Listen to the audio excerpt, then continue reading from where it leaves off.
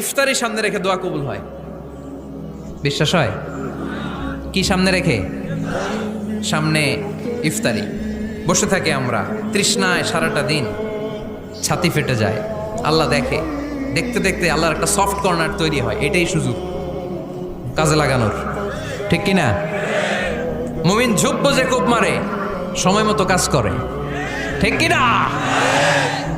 আল্লাহ তখন ফেরেশতাদেরকে জিজ্ঞেস করে, এই ঘটনা কি? খায় না যে? খায় না কেন? আল্লাহ রোজা রাখছে। এগুলো কি? রো আফজা, পেঁয়াজ, আলুর চপ, বেগুনি, মুরগির রান খায় না। খায় না কেন? ওরা যে ক্ষুধার্ত, আল্লাহ আপনার ভয়ে। তাই কি চায়? আল্লাহ আপনার কাছে ক্ষমা চায়, ক্ষমা চায়। আল্লাহ রহমতের দরিয়ায় জোশ খেলে যায়। আল্লাহ তখন বলে, আমারে দেখছে নাকি ওরা? ফেরেশতারা বলে, না দেখে নাই।